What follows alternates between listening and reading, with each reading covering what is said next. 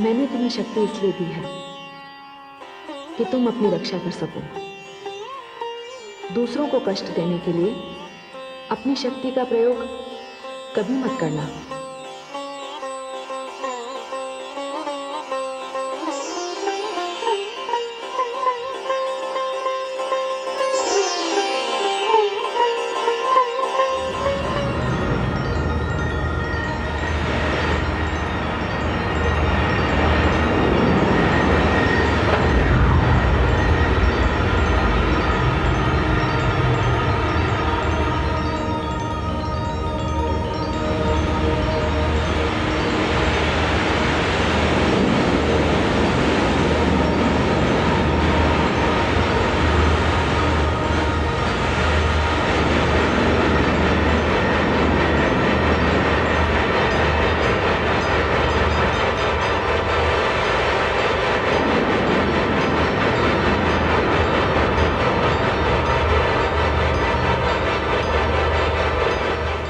मित्र, ये तो चमत्कार हो गया।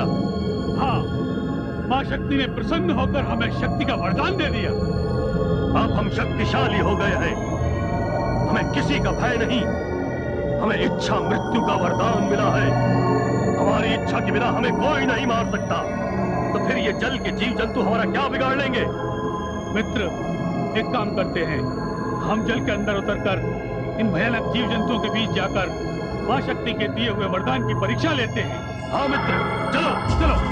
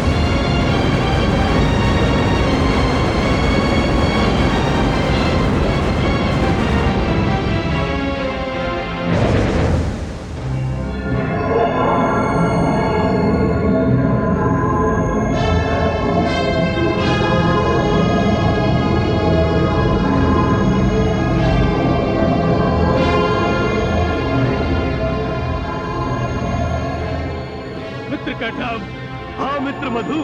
अरे हम तो सचमुच शक्तिशाली हो गए।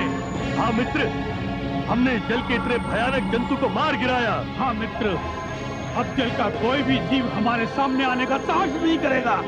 हाँ मित्र, अब हमें इस कान में निवास नहीं करना चाहिए। ठीक कहते हो बंधु, अब हमें कोई उत्तम स्थान चाहिए। उत्तम स्थान? ठीक कहते हो मित्र, क्यों ना इस सोए हुए विष्णु को हटाकर इस शेषनाग की शैया पर अपना अधिकार कर ले। हाँ, बड़ा ही उत्तम विचार है बंधु। आओ।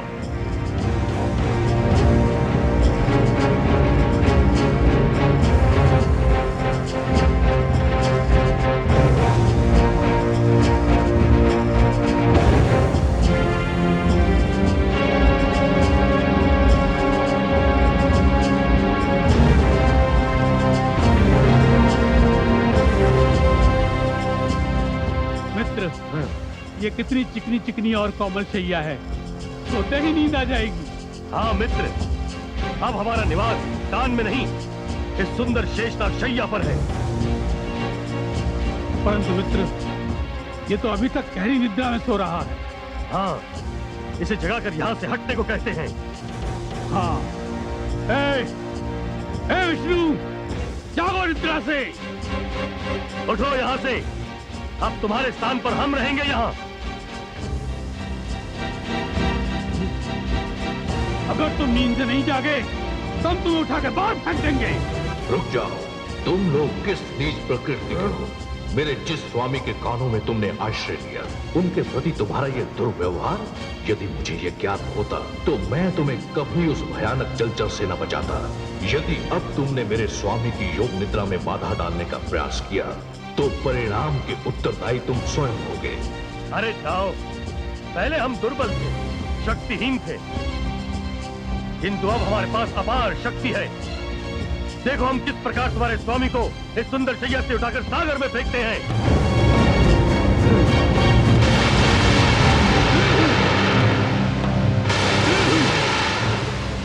अरे मित्र, तो अग्नि की वर्षा कर रहा है। हाँ मित्र, इसके पास भी शक्ति है, इसे हम बाद में निपटेंगे। चलो कोई और स्थान ढूंढते हैं। हाँ मित्र, यही उचित रहेगा।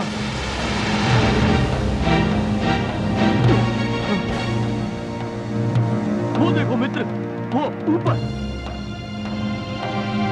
है ना देखने की वस्तु। सत्य कहा मित्र, ये तो उससे भी उत्तम स्थान है। चलो वहीं चलते हैं। हाँ चलो, इससे तो बाद में निपटेंगे।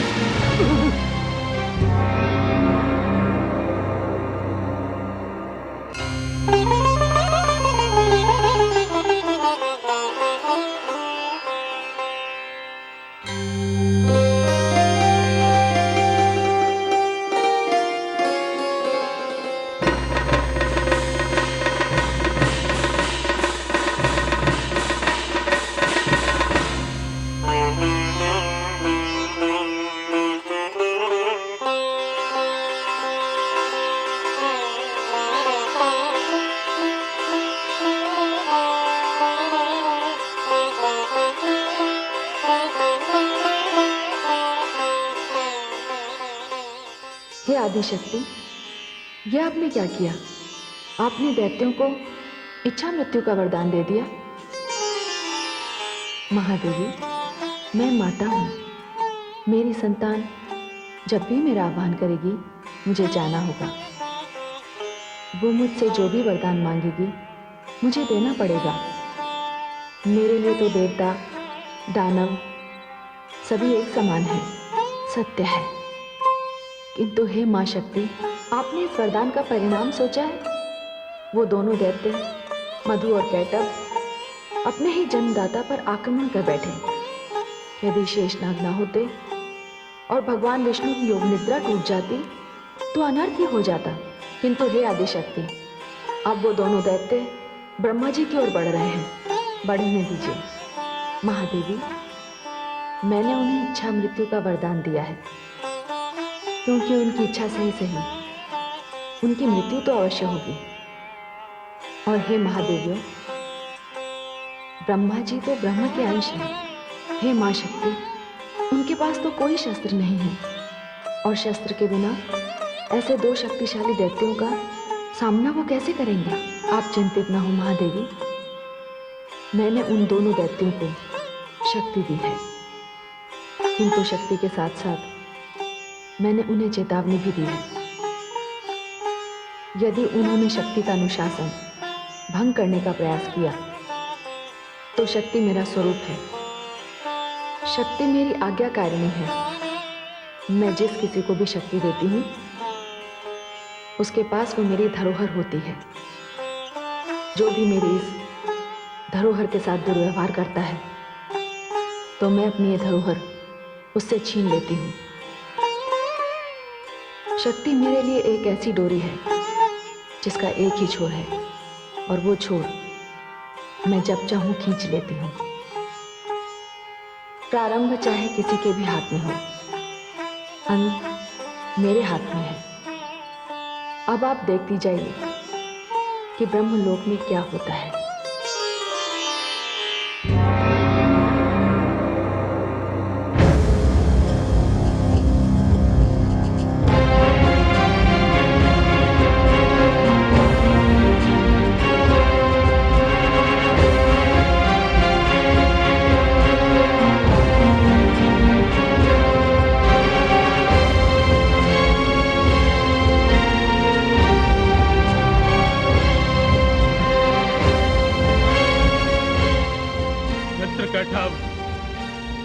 क्या लोक है, क्या स्थान है?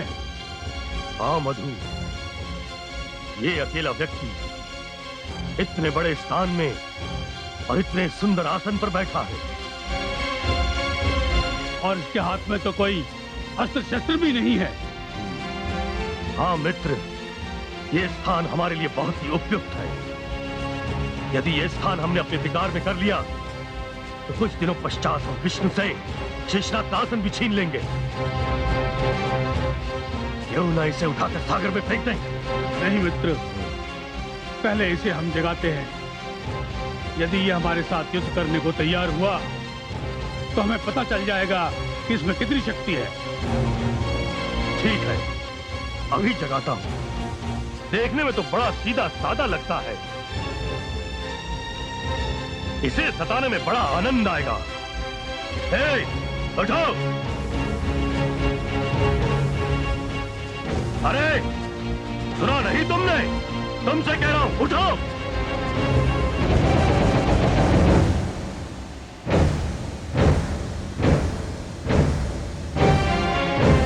कौन हो तुम दोनों? आदर से बात करो। उठो, हमें प्रणाम करो, फिर हमारे साथ युद्ध करो। तुमसे युद्ध करूं? क्यों युद्ध करूं? पहले अपना परिचय तो दो। पहले तुम अपना परिचय दो। मैं? मुझे नहीं जानते? मैं ब्रह्मा हूं, ये मेरा लोक है, मैं भाग्य विधाता हूं। भाग्य विधाता? अब हम तुम्हारे भाग्य विधाता हैं। ये लोक तुम्हारा था, अब हमारा है। आसन से नीचे उतरो और हमारे साथ युद्ध करो। मैं कैटअप और ये मधु है। ये समय मेरे ध्यान का समय है, इसलिए तुम दोनों यहां से चले जाओ। जाओ।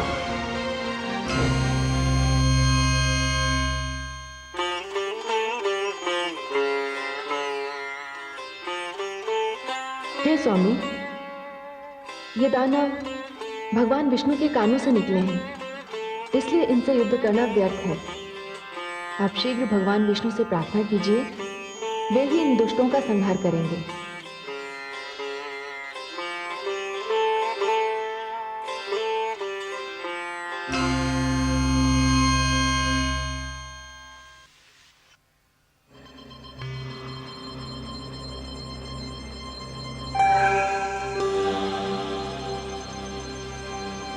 मैं तुमसे अंतिम बार पूछता हूं, आसन से नीचे उतर के हमारे साथ युद्ध करोगे या नहीं?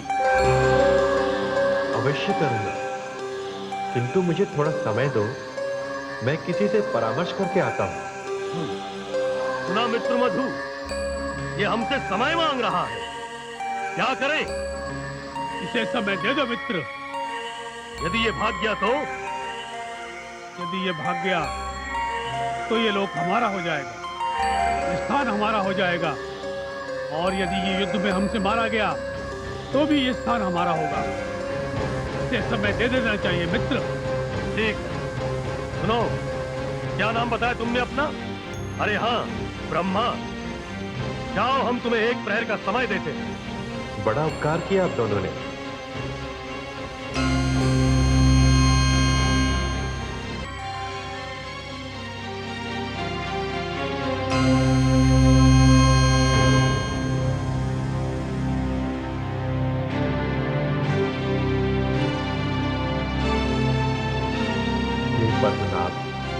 हे शेष की सैया पर निवास करने वाले, आंखें खोलिए और देखिए मेरे साथ क्या अन्याय होने जा रहा है। हे वासुदेव, मेरे धैर्य की परीक्षा न लीजिए। मधु और कैटव नाम के 2 दैत्यों ने मेरे ब्रह्मलोक पर अपना अधिकार कर लिया है और वो दोनों मुझे युद्ध के लिए चुनौती दे रहे हैं। हे त्रिलोकीनाथ, आदि शक्ति ने आपके समक्ष मुझसे कहा था कि जब भी मुझ पर कोई संकट आएगा आप मेरे रक्षक होंगे। हे त्रिलोकीनाथ, मैं आपके पास आया हूं। मेरी रक्षा कीजिए हे पालनकर्ता, मेरी रक्षा कीजिए।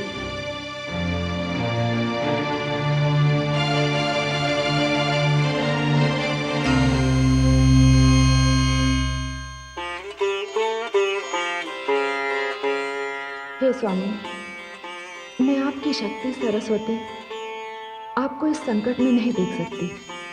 इस समय भगवान विष्णु गहरी योग निद्रा में है। आप आदि शक्ति का आह्वान कीजिए, क्योंकि आदि शक्ति ही योग निद्रा है जो भगवान विष्णु के नेत्रों में विश्राम कर रही है।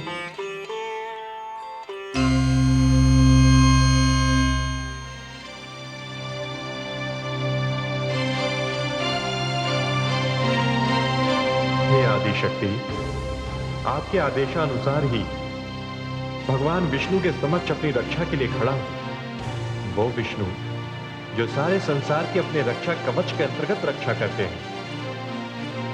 यदि आपने इनको निद्रा के वश में कर दिया तो मेरी क्या गति होगी? आप निद्रा बनकर इनके नेत्रों में विराजमान हैं। मेरी रक्षा कीजिए, इनके नेत्रों से बाहर आ जाइए, क्योंकि वो दोनों दैत्य किसी भी समय यहां आ सकते हैं। मेरी रक्षा कीजिए आदि शक्ति, रक्षा कीजिए।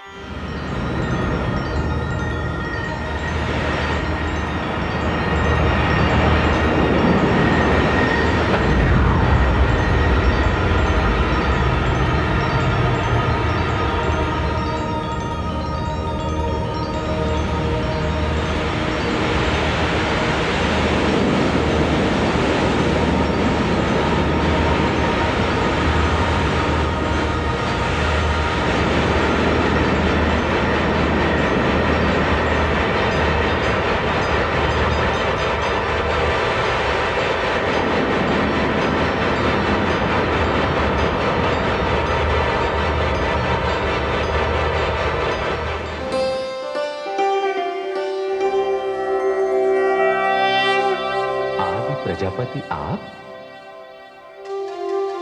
आपके मुखमंडल पर चिंता की ये रेखाएं कह रही हैं कि आप किसी गंभीर समस्या में उलझे हुए हैं।